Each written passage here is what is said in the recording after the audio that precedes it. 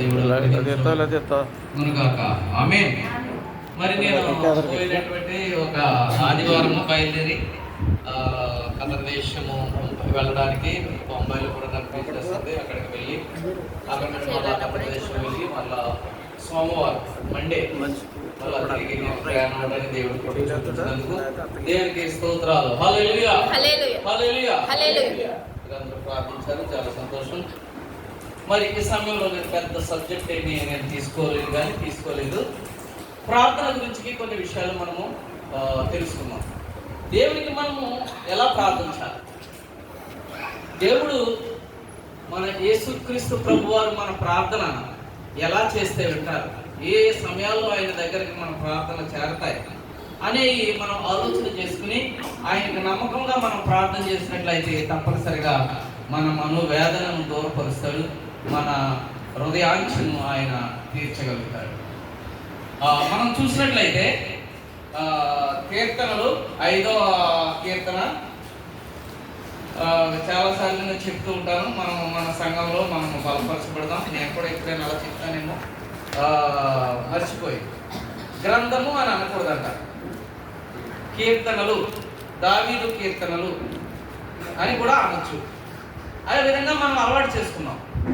అది ఎందుకంటే ఇది మనం సంఘంలో మనం చెప్పుకుంటున్నాం కాబట్టి దేవుడు మనకు కొంత అలవాటుని ఇస్తాడు. అలా అనటం వల్ల వచ్చేటటువంటి ప్రాబ్లం ఏమీ లేదు. అయినప్పటికీ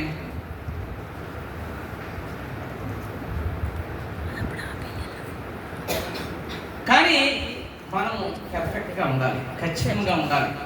అది దేవుని వాక్యం ఎలా మనతో మాట్లాడుతున్నదో ఆ విధంగా చేసిన ఎడల మనకు తృప్తి ఉంటుంది, దేవునికి మహిమ.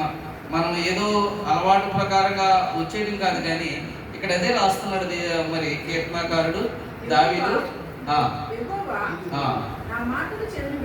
చెవిని పెట్టుము, నా జ్ఞానము మీద లక్ష్యముంచుము, నా రాజా నా దేవా నా ఆత్మధ్వని ఆలకించుము, నిన్నే ప్రార్థించుచున్నాను.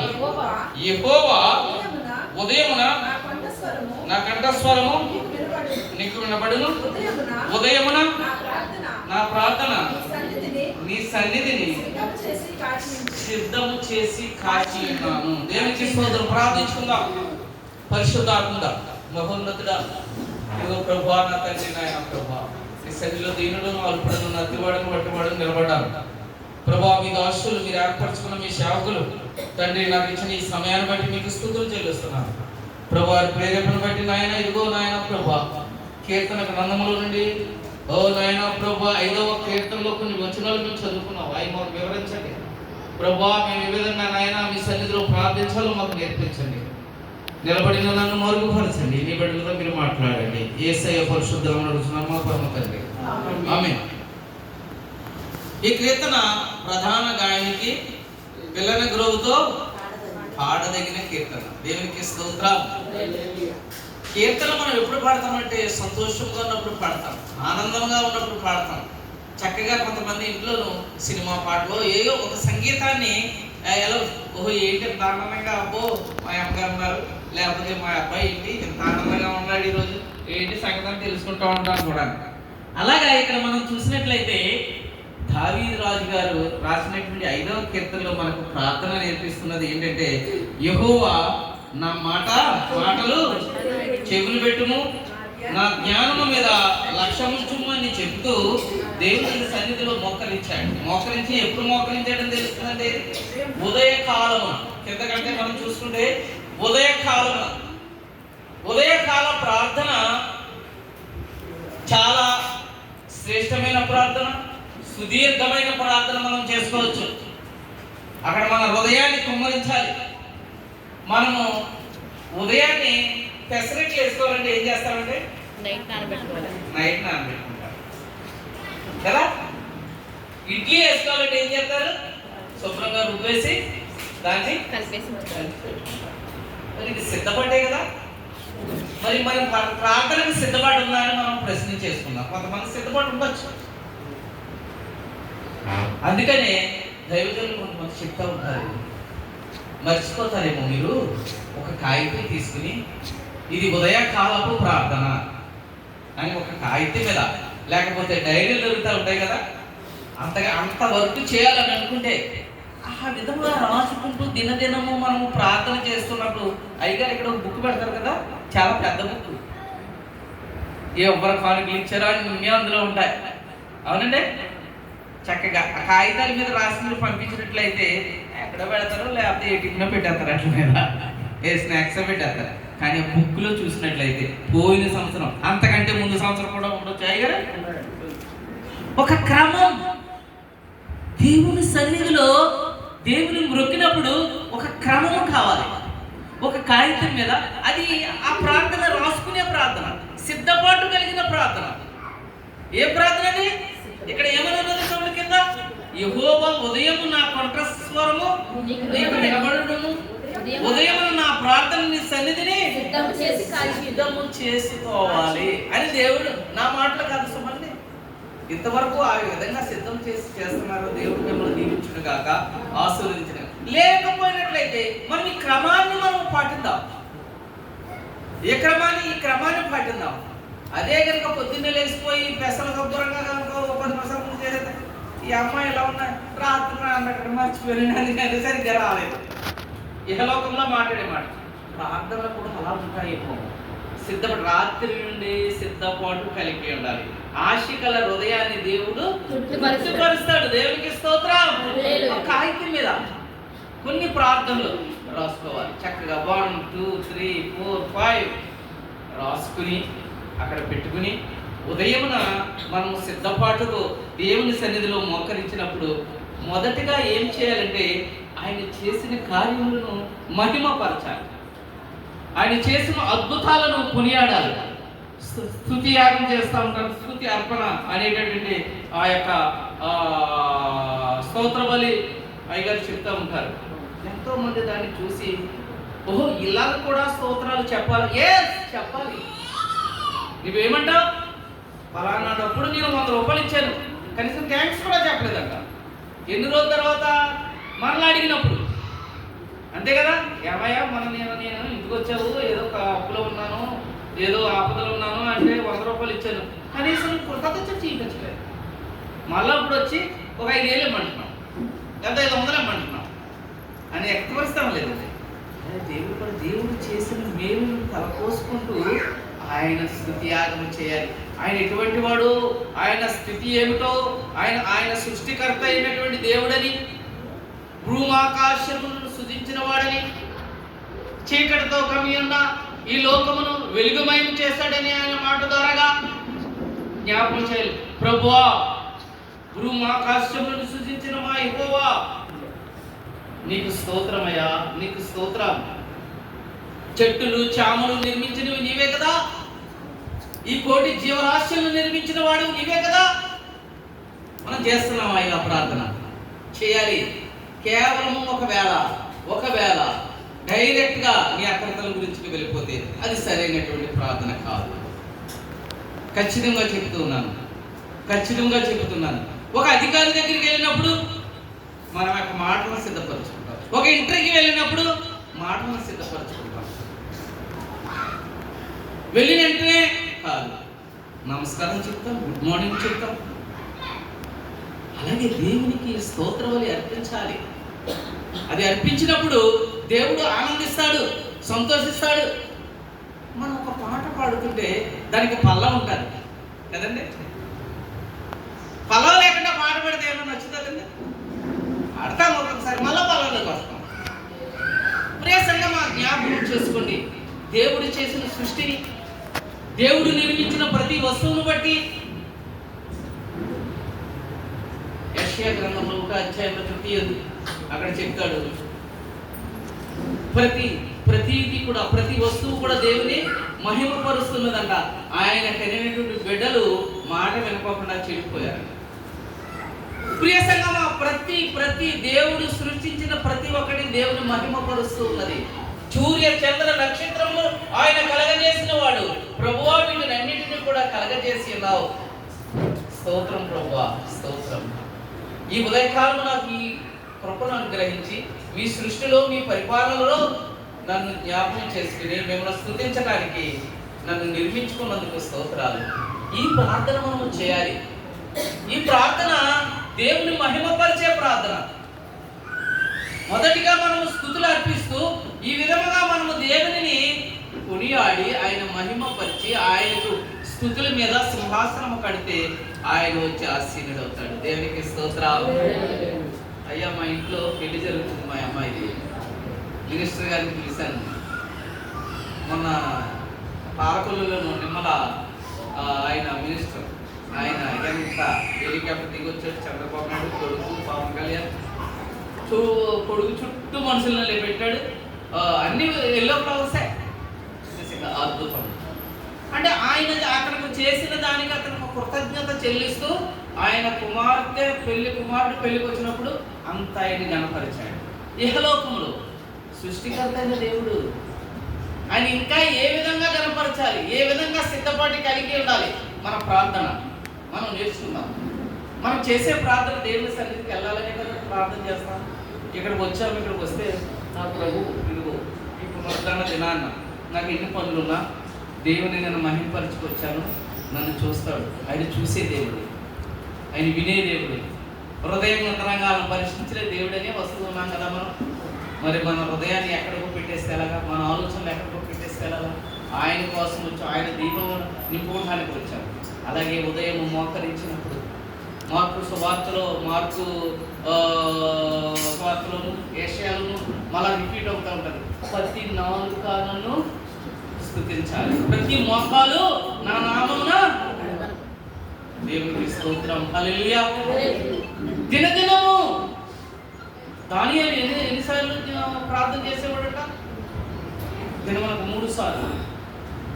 దావీదు రాజు 7 సార్లు ప్రార్థించేవాడట. ప్రార్థన అంత శక్తి ఉన్నది. మనం ఏదో పెదాలతో ప్రార్థించకూడదు. పెదాలతో ప్రార్థిస్తే ఏమీ ప్రయోజనం లేదు. ప్రియ సంగమా, మనం ఈ ఉదయకాలం మోకరించినప్పుడు ఈ ప్రార్థన 4 గంటల నుండి 6 గంటల మధ్యలో ఎప్పుడైనా చేసుకోవాలి.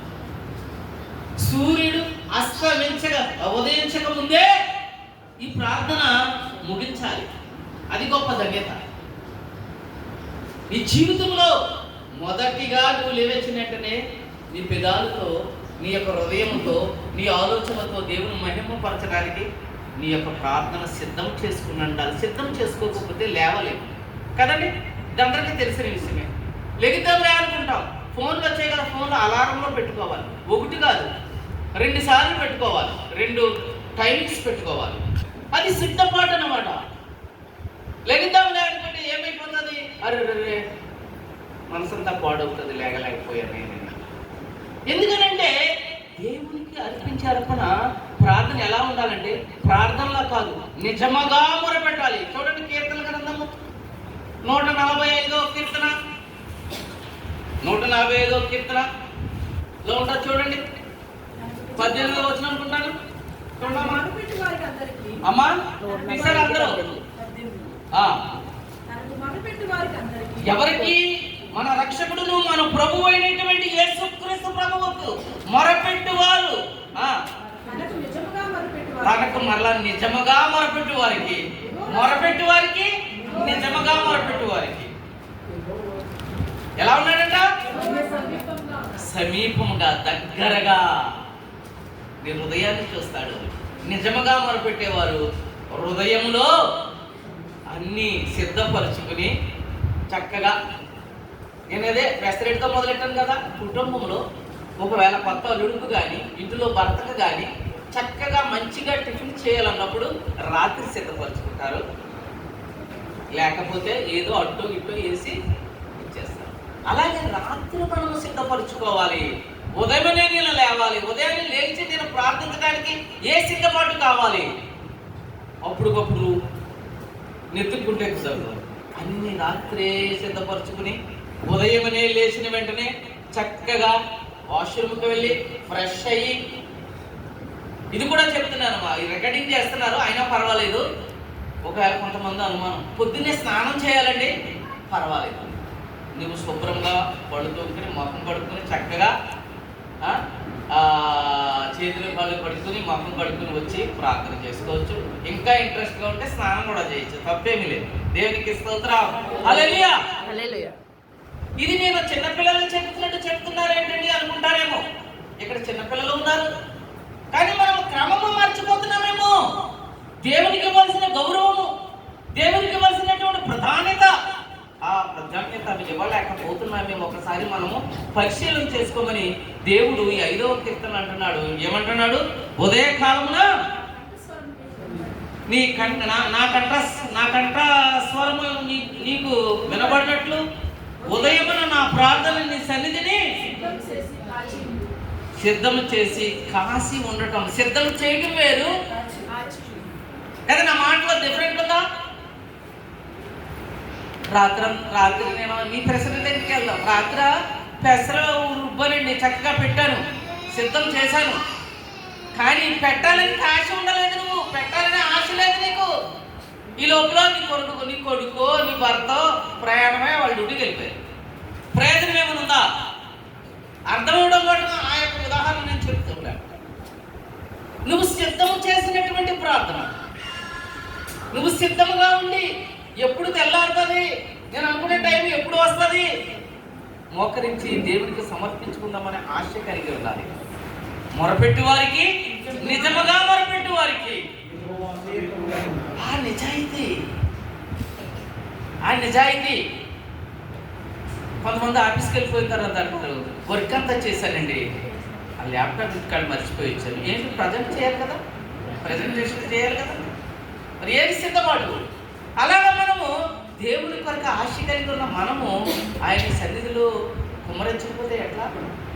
దావీదు రాజు 20వ కీర్తనలో చక్కగా చెప్తాడు కదా. చక్కటి అంటే నేను దావీదు మహారాజుని ఎందుకు గుర్తు చేస్తున్నానంటే, ఆయన యుద్ధములకు వెళ్ళినప్పుడు, ఇప్పుడు యుద్ధాలు జరుగుతున్నాయి, ఆయన యుద్ధశూరుడు, యుద్ధ నైపుణ్యం కలిగిన వాడు దావీదు.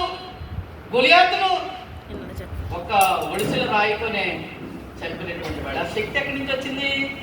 దేవుని దగ్గర నుంచి వచ్చింది. అప్పుడు అన్నలందరూ అక్కడ యుద్ధ కవచాలు ధరించుకుని యుద్ధం చేయడానికి రెడీగా ఉన్నప్పటికీ ఆయన దేవుని మీద ఆధారపడ్డాడు. ఒక రాయి తీసుకుని ఆ గొలియాతుని హతమార్చగలిగినటువంటి ఆ యొక్క అనుభవము. ఈయన రాజు అయినప్పుడు, అప్పుడు ఇంకా రాజు కాలేదు, ఈయన రాజు అయిన తర్వాత కూడా ఆ విశ్వాసం, దేవుని యొక్క ఉనికిని గుర్తెరిగి, అక్కడ చూడనమ్మా 21వ కీర్తన, ఆపత్కాలమందు నీకు ఉత్తరం ఇచ్చునుగాక, యాకోబు దేవుని నామము నిన్ను ఉద్ధరించునుగాక, పరిశుద్ధ స్థలములో నుండి ఆయన నీకు సహాయం చేయునుగాక, సియోనులో నిన్ను ఆదుకునుగాక. ఎప్పుడు ఆదుకోవాలి? కష్టకాలంలో, అవసరం వచ్చినప్పుడు ఆదుకోమని దేవునికి మొరపెడతాం. ఈయన యుద్ధములకు వెళ్ళినప్పుడు ఆయన ఎవరి దేవుడో కూడా చెప్తున్నాడు. యాకోబు దేవుడు, మహిమపరచగలే దేవుడు అని జ్ఞాపకం చేస్తూ అడుగుతున్నాడు. పరిశుద్ధ స్థలములో నుండి ఆయన నీకు సహాయము చేయునుగాక, సియోనులో నిన్ను ఆదుకునుగాక. దేవునికి స్తోత్రం. దేవుడు మనల్ని ఆదుకోవాలంటే సియోనులో నుండి ఆయన నివసించేటటువంటి ఆ సుందరమైన పట్టణంలోకి నీ ప్రార్థన చేరాలి అంటే ఒక సిద్ధపాటు కావాలి. అంత మాత్రమే కాదు, ఈ మట్టిని తీసి మానవుని చేసి ఈ మానవుని యొక్క నాసిక రంధ్రములలో నీ ప్రాణవాయువును ప్రవేశపెట్టిన యేసు ప్రభు, thank you Jesus, thank you Jesus. ఎంత అద్భుతం! మీ ఆత్మ నాలో ఉన్నది, మీ ఆత్మ నాలో ఉన్నది. పరమ తండ్రి యెహోవా. ఎప్పుడైనా అంగలార్చారా? మొరపెట్టడం అంటే అదే, అంగలార్చాలి, ఏడవాలి. మొర అంటే ఏడుపు. ప్రియ సంగమా, ఇది ఉదయకాలం చేసేటటువంటి ప్రార్థన. దేవుని కొనియాడటం, దేవుని ఆహ్వానించడం, దేవుడు మనం అభిషేకిస్తాడు. దేవునికి స్తోత్రం. ఉదయకాలం అంత కరెక్ట్గా చేయాలని నేను మీకు మరి మీ సంఘస్థుడినై, మీ శ్రేయాభిలాష కోరేవాడినై మిమ్మల్ని మీకు నేను ఈ మాటలు చెప్తున్నాను.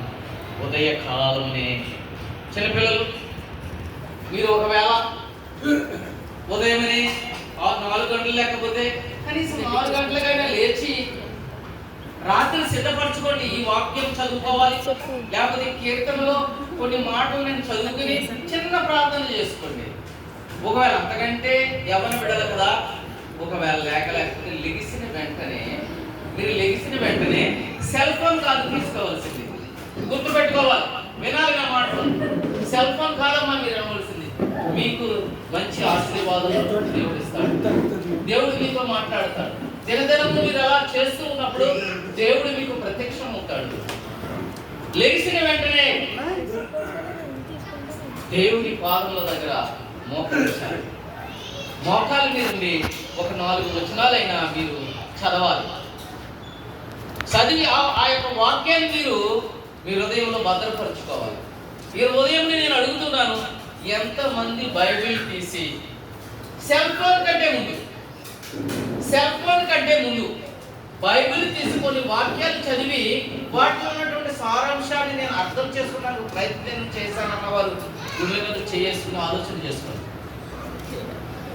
చేయని వారు ప్రభువా నిజమే నేను భ్రష్టురాలినయ్యాను, లేకపోతే నేను ఈ ఆలోచన లేకుండా ఉన్నాను, రేపటి నుండి ఇదే నేను చేస్తానని ఒక నిర్ణయం తీసుకోండి. చిన్నపిల్లలు, యవ్వన పిల్లలు అందరూ కూడా, అయ్యా అందరూ కూడా, పెద్దవాళ్ళు అందరూ కూడా దేవుడి వాక్యముతో, వాక్యం ఏమై ఉన్నది? వాక్యము దేవుడై ఉన్నాడు. ఆది యందు వాక్యం ఉండెను, వాక్యమే దేవుడై ఉన్నాడు. దేవునికి స్తోత్రం.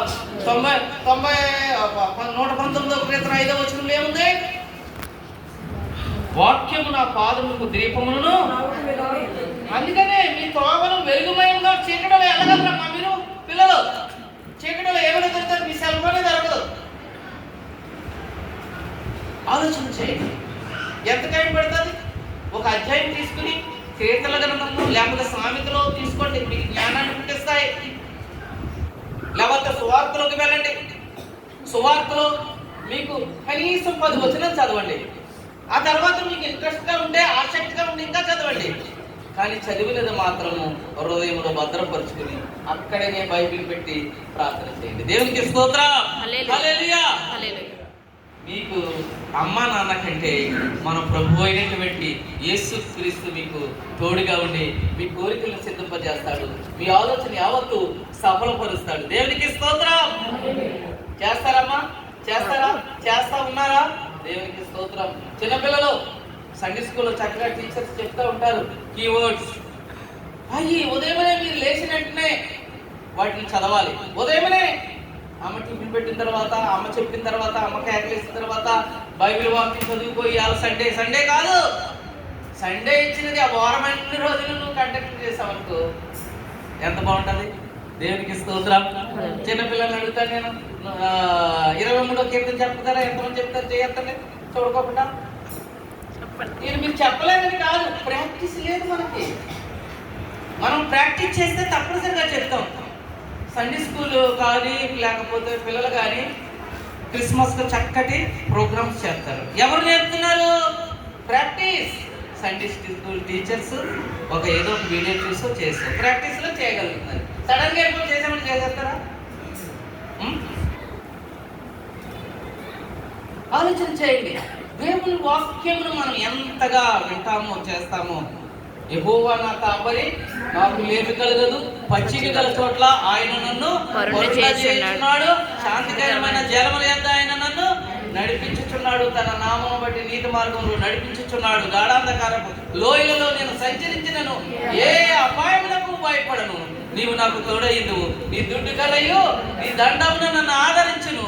నా చేతులు ఎదుట నీవు నాకు భోజనం సిద్ధపరచదు, నూనెతో నా తల అంటి ఉన్నావు. నేనేం గొప్పవాడు కాదు, రోజు నేను ఈ యొక్క వాక్యాన్ని చదువుతాను. దేవునికి స్తోత్రం. 365 రోజులు ఈ వాక్యాన్ని తప్పనిసరిగా చెప్పుతాను. కాబట్టి ఈ రోజున హీరోలాగా నిలబడి మీ అందరూ చెప్పేస్తున్నారు. దేవునికి స్తోత్రం. హల్లెలూయా. మీరు కాదా? మీరును. దేవునికి స్తోత్రం. కానీ ప్రాక్టీస్లో ఉండాలని యవ్వన కాలంలో ఉన్నటువంటి బిడ్డలకు నేను తెలియజేస్తున్నాను. 4 గంటలకు పని ఎవరు చెప్తారు? ఎవరు మిమ్మల్ని పిలుస్తారు? లేకపోతే 5 గంటలకు ఎవరైనా మిమ్మల్ని పిలుస్తారా? 6 గంటలకు పిలుస్తారా? ఎందుకని దేవునితో మనము సాంగత్యం చేయకూడదు, స్నేహం చేయకూడదు? దేవుని వాక్యమే దేవుడు, ఆ వాక్యమే దేవుడే అన్నాడు. కాబట్టి తప్పనిసరిగా మీరు ప్రాక్టీస్ చేయాలని మీకు అందరికీ కూడా ఈ యొక్క మంచి మాట, ఈ శుభవార్త మీకు తెలియజేస్తున్నాను. మీరు దీవించబడతారు, ఆశీర్వదించబడతారు. ఇదేదో అందంగా ఉండాలని క్రీములు రాయక్కర్లేదు. దేవుడే మిమ్మల్ని సౌందర్యముతో నింపుతాడు. దేవునికి స్తోత్రం, హల్లెలూయా. ప్రియ సంగమా, ఈ విధంగా మనము ఉదయకాలమునే చేసేటటువంటి ప్రార్థన, దైవజనులు టీవీలో వస్తూ ఉంటే మనం ఇంటలేదంటే చాలా మంది దాని కొరకు కాచుకుని ఆ టైంకి పెట్టుకుని, లేకపోతే ఆ యూట్యూబ్లో ఉన్నది ఆన్ చేసుకుని దేవుని స్తుతిస్తూ ఉన్నారు, దేవుని మహిమపరుస్తున్నారు, దేవుని స్తోత్రిస్తూ ఉన్నారు. హల్లెలూయా. అటువంటి ప్రార్థన మనం ఉదయం చేయాలి. ఆయన స్తుతించిన తర్వాత నెక్స్ట్ రెండవది ఏంటో తెలుసా?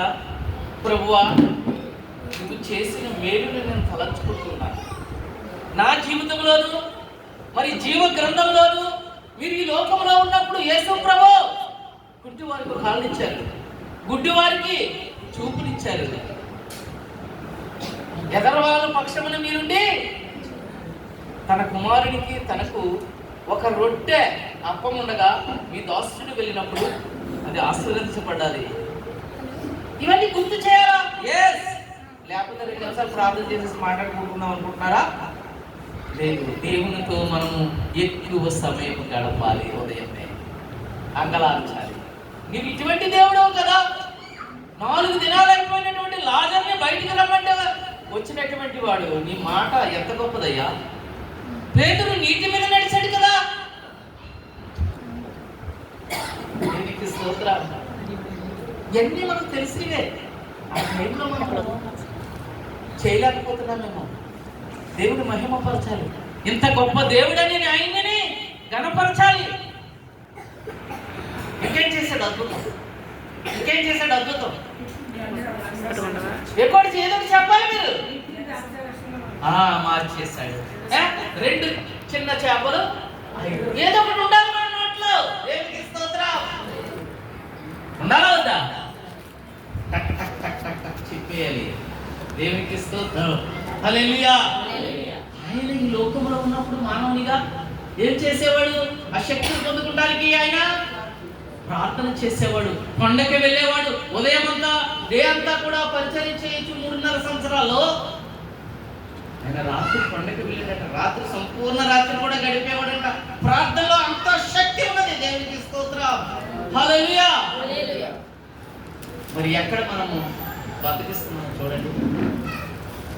ఈ యాత్ర ఈ జీవనం 60-70 అధికమించి 80 తర్వాత వెళ్ళిపోవాలి. ఇక్కడ నుంచి వెళ్ళిపోవాలి. మనం ఏం దాచుకుంటున్నాం?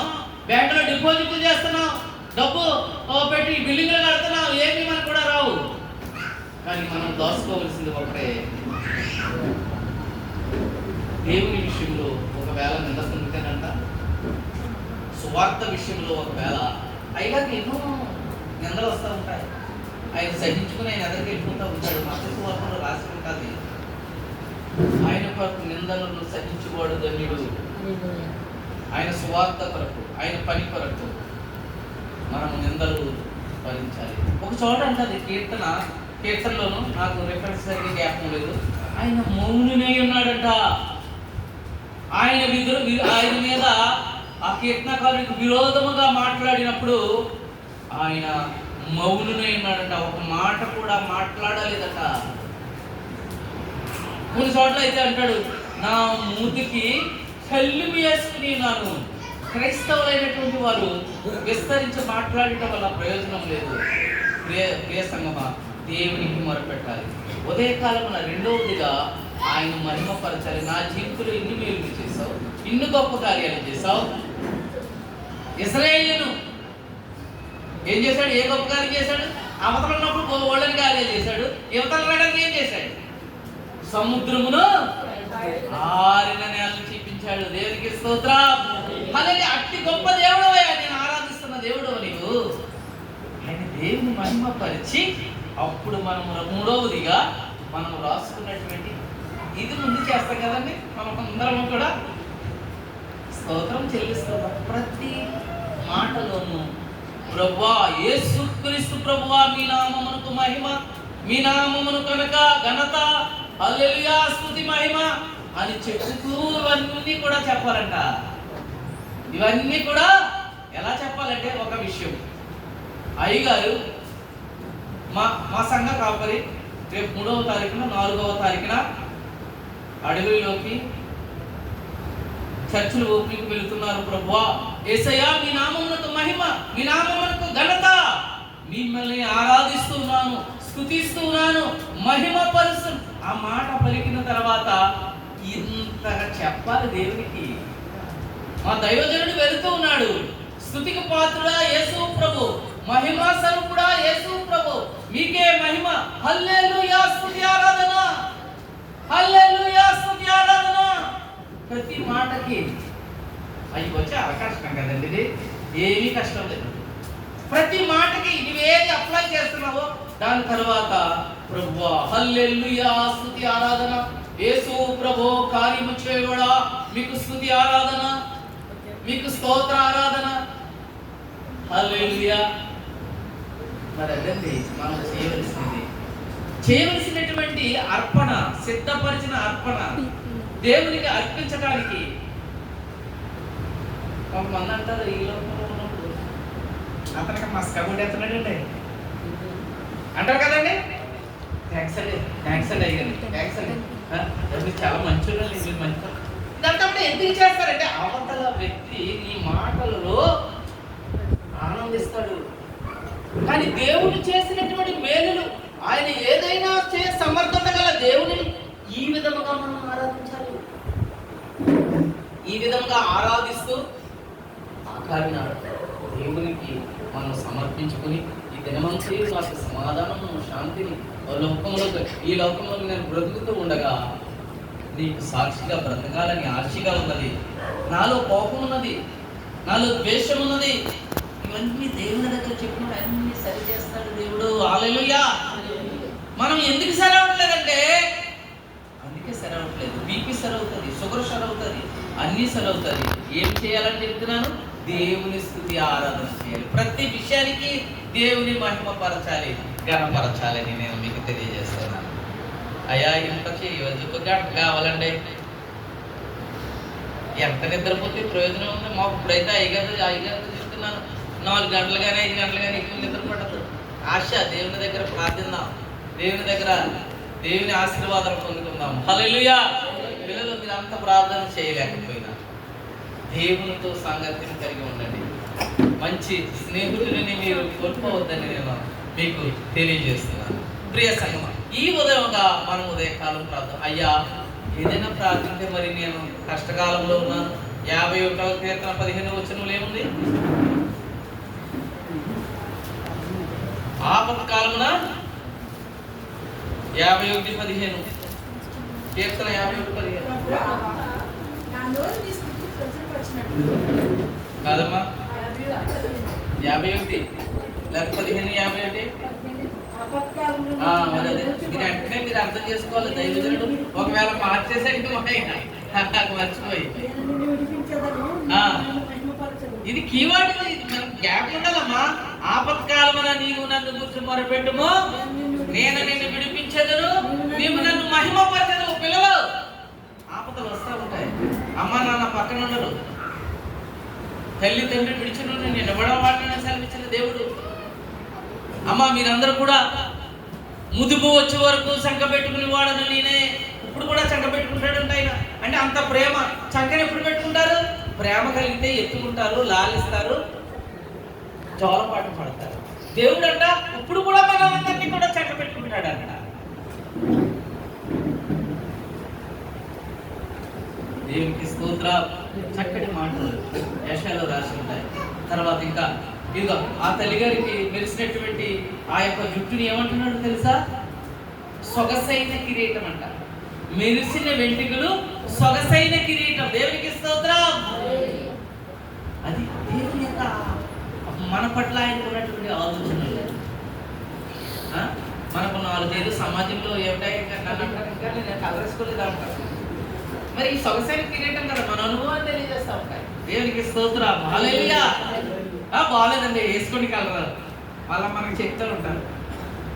ప్రియ సంగమా, మన అనుభవం దేవుని దగ్గర ఉన్న అనుభవం మరి మనకు పంచాలి.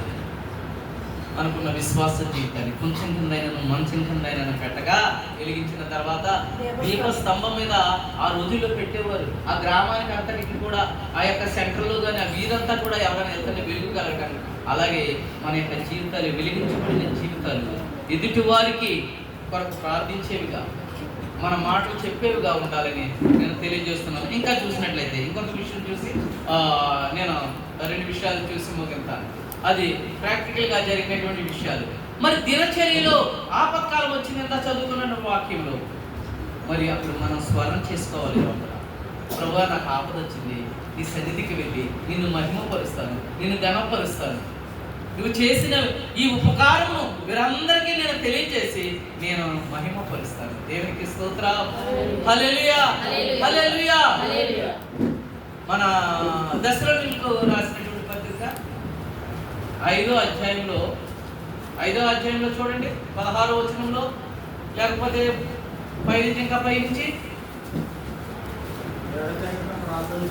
నేను 1వ 2వ చెప్పవసరం లేదు. ఎందుకంటే 5వ అధ్యాయంలో ఉన్నటువంటిది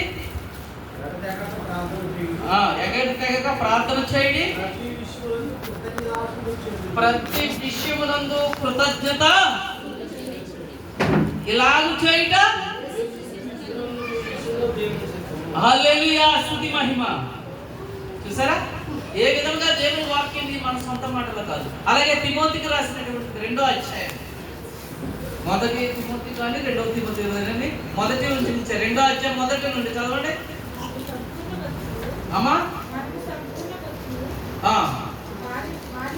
సంపూర్ణ భక్తియు మాన్యతయు కలిగి నెమ్మదిగాను సుఖముగాను బ్రతుకు నిమిత్తము అన్నిటికంటే ముఖ్యముగా మనుషులు, మన సంఘం అంతటి కొరకు, మనుషులందరి కొరకు, నీకు తెలిసినటువంటి వారు, నీకు పరిచయం ఉన్నవారు అందరి కొరకు, నీ జీవిస్తున్న గ్రామాల్లో ఉన్నటువంటి వారి కొరకు, రాజుల కొరకును అధికారులందరి కొరకును విజ్ఞాపనలను యాచనలను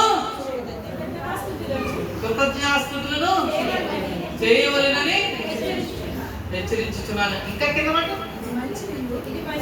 ఇది మంచిది మన రక్షకుడు దేవుని దృష్టికి. మన రక్షకుడు ఎవరు? యేసుక్రీస్తు వారి దృష్టికి ఈ విధమైనటువంటి ప్రార్థన. నువ్వు ఉదయం ఎప్పుడైతే వీరందరి కొరకు ప్రార్థించుకునే అధికారి దగ్గరికి వెళతావో నీకు అనుకూలంగా మార్చేస్తాను. దేవునికి స్తోత్రం, హల్లెలూయా. నేను మొన్న ఖత్తర్ దేశం ఒక పని మీద వెళ్ళాను, బ్యాంకుకి వెళ్ళాము. ఒక రోజు వెళ్తే మళ్ళా రమ్మన్నారు, కొన్ని అప్లికేషన్ తీసుకుని. 2వ రోజున వెళ్ళాము. నేను ఫోన్ చేస్తాము, మేము మెయిల్ పంపిస్తున్నాము అధికారులకి, వచ్చినట్టు మీరు రండి, మీ యొక్క పని పూర్తవుతుంది. వెళ్ళాం, కూర్చున్నాం. పాకిస్తాన్ అయితే చాలా మంచి అతను. అక్కడ అసిస్టెంట్ మేనేజర్ పోస్ట్ పక్కన కదా, ఇల్లు రోజు ఆవిడ కూడా ఉంది, బాగా మాట్లాడింది. అయితే మేము వెళ్ళిన దగ్గరికి నేను ఎలా చూశాను, ఆవిడ లేదు. ఈవిడ అవసరం ఏమైనా పడుతుందేమో, ఈవిడ లేదు అని అనుకున్నాను అంతే. అయితే మమ్మల్ని ఎవరైతే ఆ యొక్క సర్వీసు లేకపోతే కస్టమర్ సర్వీస్లో కూర్చున్న అతను అన్నీ మాట్లాడుతున్నాడు, అన్నీ చూస్తున్నాడు. మళ్ళీ అతను కూడా ఒకసారి ఆవిడ చూశాడు, లేదు. అప్పుడు నాకు అర్థమైంది ఈవిడ అవసరం వస్తుంది. అక్కడి నుంచి లేచి ఇంకొక చోటుకి వెళ్ళాడు. వాళ్ళతో చెప్తే నాకు తెలియదు, అది మా వాళ్ళు అయ్యే పని కాదు. నేను దేవుని స్తుతిస్తున్నాను, మహిమపరుస్తున్నాను, యేసు నామమును మహిమపరుస్తున్నాను. మీ నామములో సమస్తము సాధ్యమే యేసయ్యా.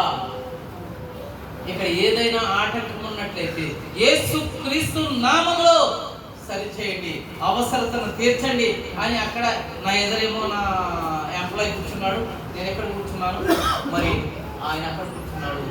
నా ఎంప్లాయీ కూడా నా పెదాలు కదలకం చూస్తాను కదా, ప్రార్థన చేస్తూ ఉన్నాను. ఇప్పుడు వెంటనే ఆవిడ ఓ ఫైల్ సంకం పెట్టుకుని అసిస్టెంట్ మేనేజర్ టక్కన వచ్చింది. దేవునికి స్తోత్రం. ఇది ఒక ప్రార్థన, ఇది ఒక ప్రార్థన. అవసరత కలిగినప్పుడు దేవుని స్తుతిస్తూ మహిమపరుస్తూ, ఆపదలో ఉన్నాను నన్ను ఆదుకో, ప్రభువా నిన్ను మహిమపరుస్తాను. ఆవిడ వచ్చి కూర్చుందంటే ఆ సీట్ అక్కడ దగ్గరే. అతను ఇంగ్లీష్లో చెప్తే అదే అలాగే ఏమి ఓపెన్ అవుతుంది, నేను ఇప్పుడు ఓపెన్ చేస్తాను. ఆవిడ ఉంది ఆ పాస్పోర్ట్. నా అకౌంట్ ఏంటంటే క్లోజ్ అయింది. నా అకౌంట్ మళ్ళీ తిరిగి ఓపెన్ చేయాలంటే ఇతను వల్ల కాదు. వెంటనే వితిన్ నిమిషాల్లో అది ఓపెన్ అయింది. అప్పుడు ఓపెన్ అయిన తర్వాత నాకు వాళ్ళు కొన్ని ఇంట్రడక్షన్స్ ఇచ్చారు. ఆ విధంగా నీ అకౌంట్లో ఎన్ని అకౌంట్లు ఉన్నాయో అన్నీ ఒక అకౌంట్లో నీ డబ్బంతా తీసుకురా, అప్పుడు నీకు మేము ఇచ్చేస్తాం. అది కూర్చో, ఎంత టయానికి అవుతుందో అని చెప్పారు. అది రంజాన్ టైం కాబట్టి 2 గంటల దాకా బ్యాంక్ ఉంటుంది. అప్పుడు కూర్చున్నా విత్ ఇన్ 3 minutesలో నాకు మెసేజ్ వచ్చేసింది, నీ అకౌంట్ ఓపెన్ అయింది, ఆ డబ్బంతా నువ్వు విత్డ్రా చేసుకో. దేవునికి స్తోత్రం, హల్లెలూయా. దేవుడు మనకు కావలసినప్పుడు ఆయన సమీపంగా ఉన్నాడు. ఇందాకేమన్నా 145 కీర్తనలో నిజముగా మొరపెట్టి వారికి ఆయన సమీపంగా ఉన్నాడు. మొర ఇది నిజముగా పెట్టే మొర అంటే అక్కడ మొరపెడుతున్నాం, ఇక్కడ బాగా అవసరమైనది. ప్రభువా నీవే కదా నాకు దేవుడు, రక్షకుడు, నీకు సమీపంగా నా దేవుడు కదా నాకు సహాయం చేయమన్నప్పుడు దేవుడు ఆ విధంగా మన జీవితంలో ఏదైనా వచ్చినప్పుడు నిజముగా మొరపెట్టాలి. ఆయనే చేస్తాడని ఆధారపడాలి, ఆయన మీద ఆనుకోవాలి. ఆ విధంగా చేసినప్పుడు దేవుడు తప్పనిసరిగా మనం అలా ఆలోచిస్తాడు. మరి నేను వచ్చేస్తూ ఉన్నప్పుడు నేను అనుకున్నాను, ఫ్లైట్ టికెట్ బుక్ చేసుకున్నప్పుడే అనుకున్నాను 2 గంటల వెయిటింగ్ హైదరాబాద్లో సరిపోదు. ఓకే, నేను సింగిల్గా ఉన్నాను కదా, పర్లేదు, ఫ్యామిలీతో కానీ తల్లి గారితో కానీ ఉంటే కొంచెం టైం కావాలి. ఫ్లైట్ సరిగ్గా 2:55 నిమిషాలకి ల్యాండ్ అవుతుంది. ల్యాండ్ అవ్వాల్సింది కరెక్ట్గానే వాడు 2:55 నిమిషాలకే ల్యాండ్ చేశాడు. ల్యాండ్ చేసిన తర్వాత నాకు ఇక్కడ బోర్డింగ్ 4:10 గంటలకి 4:10 నిమిషాలకి ఎక్కడికి, రాజమండ్రికి ఫ్లైట్. గంట ఉంది. ఇమిగ్రేషన్ అవ్వాలి, కస్టమ్స్ అవ్వాలి, నా లగేజ్ బెల్ట్ మీదకి రావాలి. అదే నేను తప్పు చేశాను. ఇది జరిగే పని కాదు. ఒక్కోసారి ఇమిగ్రేషన్ అరగంట పైన పట్టేస్తుంది, గంట కూడా పట్టిన రోజులు ఉంటాయి. ఇది నేను మధ్యాహ్నం ఫ్లైట్ కాబట్టి కొంచెం ఖాళీగా ఉంది. నేను ప్రార్థించుకుంటూ వచ్చేస్తున్నాను, ప్రార్థించుకుంటూ వచ్చేస్తున్నాను. ఇమిగ్రేషన్లోకి వచ్చేసరికి నా ఎదురు ఎవ్వరూ లేదు. నా పాస్పోర్ట్ అలా ఇచ్చాను, స్టాంప్ ఉంటాడు, ఇచ్చేసాడు, వచ్చేసాను. కస్టమ్స్లో కూడా ఆ రోజు ఏమి చెక్కింగ్ లేదు. మరి బయటకు వచ్చేసాను. బయటకు వచ్చేసి కిందకి దిగేసారు. 14 నెంబర్ మీద మీ యొక్క సామాన్లు వస్తాయని చెప్పాడు. ఒక్కోసారి గంట కూడా రావు, ఒక్కోసారి రావు కూడా. అలా కిందకి వచ్చేసరికి నా బెల్ట్ మీద నా యొక్క సామాన్లే నా ఎదురు వెళ్తా ఉన్నాయి. దేవునికి స్తోత్రం, హల్లెలూయా. వెంటనే కాలేజ్ తీసుకున్నాను, ఆ సామాన్ పెట్టుకున్నాను. ఒకటే పరుగు. కస్టమ్స్ కాదు, ఒక్కొక్కసారి కంప్యూటర్లో ఇవ్వమంటారు, ఏమీ లేదు. అలా ఇతను టచ్ చేయడం తెలియలేదు. ఇతను వెంటనే వెళ్ళాలి, అక్కడికి ఆ ఫ్లైట్కి వెళ్ళాలి. దేవుడు ఆజ్ఞాపిస్తాడు అంతే. అలా కూర్చుని చూస్తారు, ఒక్కొక్కసారి వెళ్ళిపోనిస్తారు, ఒక్కొక్కసారి ఆ సామాన్లు తీసి మళ్ళీ కంప్యూటర్లో ఇవ్వమంటారు. ఆ ఎక్స్రే వేసిన తర్వాత ఏదైనా కనిపిస్తే మళ్ళీ ఓపెన్ చేయమంటారు. కొంత టైం పడుతుంది. నేను వచ్చేస్తున్నాను. కస్టమర్ నా ఎదురు ఎవ్వరూ లేదు. కస్టమర్ ఆఫీసర్ ఉన్నాడు, మరి ఈ సామాన్లు వేసే కుర్రలు ఉన్నారు. అసలు అమ్మ కూడా చూడలేదు. నేను ఆ దేవుడు నన్ను వెళ్ళమంటాడంతే, ఇవ్వడమంతే, ఏమంటాడేమని కూడా ఆగలే. నడిపించుకుని వచ్చేసాను. ఎవరు కిక్కర్ మళ్ళీ అంతే. బయటకు వచ్చేసాను, లిఫ్ట్లో పైకి వెళ్ళిపోయాను. పైకి వెళ్ళాను. మళ్ళీ పైకి వెళ్ళిన తర్వాత అక్కడ ఇండిగో ఆఫీసర్ ఉన్నాడు. మనం మాట్లాడుకోకుండా ఉండకూడదు, కొన్నిసార్లు చెప్పాలి. ప్రభు ఏం చెప్పమంటాడో చెప్పాలి. ఇలా పిలిచి హౌ ఆర్ యూ అన్నాను. అన్నాడు. Okay, I want to go Rajahmundry. No boarding is start అంట్లో కూడా వెంటనే ఆ బెల్ట్ తీసి నువ్వు వెళ్ళిపో, ఎవరికి వెళ్ళాను. అలాగే వేసాను.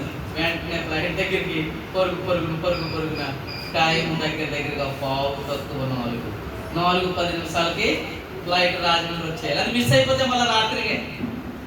ప్రియ సంగమా, దేవుడు మనకి ఏం కావాలో ఆయనకి తెలుసు. ఆయన దగ్గర ప్రార్థిస్తుండాలి. అదే దివారాత్రములు ధ్యానించేవాడు ధన్యుడు. దేవునికి స్తోత్రం, హల్లెలూయా. దేవుని వాక్యాన్ని దేవుని స్మరించుకుంటూ, కొంతమంది అయితే సరదాగా హెడ్ ఫోన్లు పెట్టుకుంటారు, లేకపోతే బ్లూటూత్లు పెట్టుకుంటారు. ఓకే, అది వేరే విషయం. మనం అయితే మన దేవుని ఆరాధించుకుంటూ వెళ్ళాలి. ఆకలి వేస్తుంది, ఇంకా 15 నిమిషాలు ఉంది. అప్పుడు వెంటనే ఏమో తినాలి తినేసి వెంటనే అక్కడికి వెళ్తుంది. కిందకి వెళ్ళేసరికి గేట్ ఓపెన్ అయిపోయింది. రాజమండ్రిలో ఫ్లైట్ 19వ గేట్ నెంబర్లో బోర్డింగ్ అవుతున్నది. దేవునికి స్తోత్రం, హల్లెలూయా. చక్కగా ప్రయాణం ఎంత బాగుంటుంది, ఎంత ఆశ్చర్యంగా ఉంటుంది దేవుని స్మరించుకుంటూ వెళ్తూ ఉంటే. అందుకని అంటున్నాను, ఉదయమునే ఆయన నామమును రాత్రి సిద్ధం చేసుకుని ఉదయమునే మన కంఠస్వరం ఆయనకి వినపడాలి. ఆయనని దీవిస్తాడు. దావీదు మహారాజు యుద్ధమునకు వెళ్తున్నప్పుడు ఆయన స్తుతిస్తున్నాడు. ఆయన మీద అనుకోలేదు. మరి నేను ఇన్నిసార్లు వెళ్ళాను, ఇన్నిసార్లు వచ్చాను అని కాదు. ఎక్కడ ఏ ఆటంకం వస్తుందో, ఎక్కడ కోపం వస్తుందో ఆయన మీద ఆధారపడదాం. పిల్లలు, ఆయన దేవుని మీద ఆధారపడతాం. యేసయ్యను స్మరిద్దాం, యేసయ్య మాటలు విందాం.